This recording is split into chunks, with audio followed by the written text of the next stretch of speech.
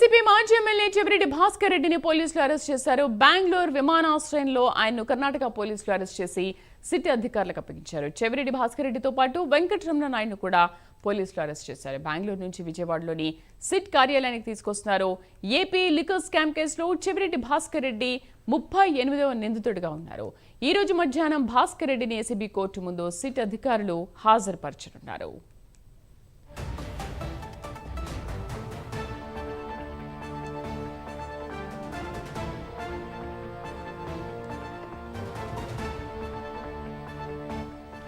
YCP మాజీ MLA Chevireddy Bhaskar రెడ్డిని పోలీసులు అరెస్ట్ చేశారు. బెంగళూరు విమానాశ్రయంలో ఆయన్ను కర్ణాటక పోలీసులు అరెస్ట్ చేసి సిట్ అధికారులకు అప్పగించారు. చెవిరెడ్డి భాస్కర్ రెడ్డితో పాటు వెంకటరమణ నాయుడును కూడా పోలీసులు అరెస్ట్ చేశారు.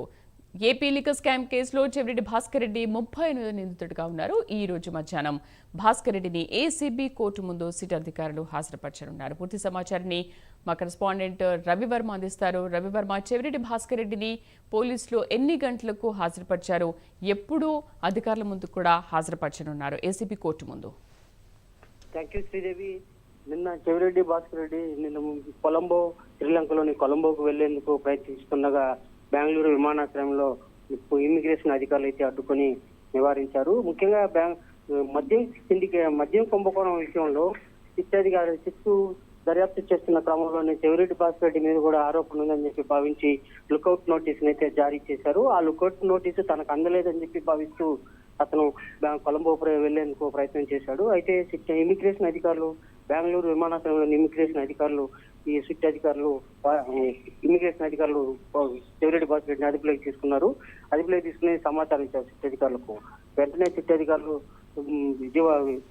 విజయవాడ నుంచి బెంగళూరు విమానాశ్రయానికి వెళ్లి చెవిరెడ్డి భాస్కర్ రెడ్డిని అదుపులోకి తీసుకున్నారు. ముఖ్యంగా దాదాపు మద్యం కుంభకోణం విషయంలో కేసు దర్యాప్తు వేగవంతంగా జరుగుతున్న తరుణంలోనే దాదాపు ఇప్పుడు 7 మందిని సిట్ అధికారులు అయితే విచారించి అది అరెస్ట్ చేసినటువంటి ఘటన ఉంది. ఇతను 38వ నిందితుడిగా కూడా ఉన్నారు.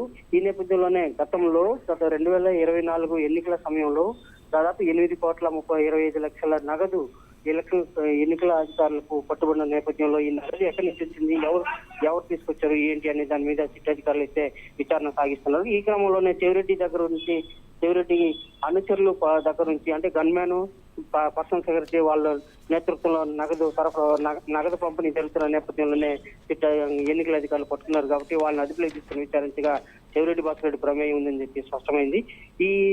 ఈ క్రమంలోనే చెవిరెడ్డి భాస్కర్ రెడ్డి మీద లుకౌట్ నోటీసులు జారీ చేసి ఎక్కడికి వెళ్లకుండా, అందుబాటులో దేశం విడిచి వెళ్ళకూడదని చెప్పేసి నోటీసులు జారీ చేశారు.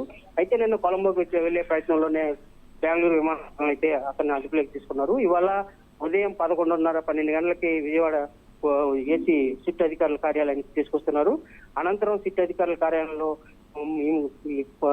నమోదు చేసినటువంటి కేసు వివరాలన్నీ కూడా పూర్తి చేసిన 12 లేదంటే 1 గంట ప్రాంతంలో ఏసీబీ కోర్టుకు హాజరపరిచే అవకాశం ఉంది. Sridevi. Right Ravi Varma, thank you.